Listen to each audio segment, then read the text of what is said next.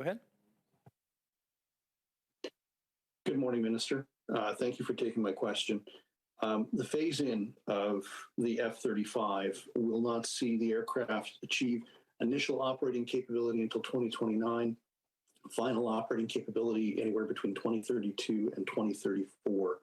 When the CF-18 was phased in, it did not take 6 to 8 years. Can you explain why it is going to take so long to get the F-35 into operational service for national security?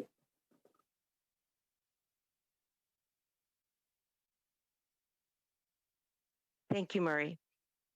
So as with all major military procurements, careful planning, preparation, training is required to introduce new equipment into service. And such is the case with the F-35 procurement also.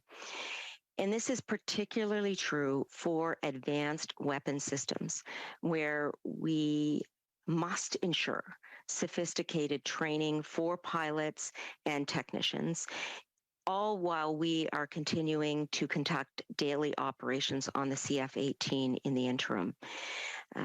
There are complexities that we are making sure we get right. And that is why we are having the phased-in process. That is why we are ensuring training will occur. That is why we are ensuring that we have the squadrons and the infrastructure at Cold Lake and Bagotville built up with the technology and the material that are necessary to house the F-35s as they arrive. And so the bottom line is one that relates to complexity and the need to be prepared for the 88 F-35s that will be coming in tranches over the next number of years. As a follow-up question, Minister, the department officials told us in the technical briefing earlier that as far as benefits are concerned, Lockheed Martin has agreed to target benefits to the value of the contract into Canadian industry. Now, that sounds like you got a better deal than just the standard MOU. Am I reading that correctly? And if so, can you give us a little bit more detail?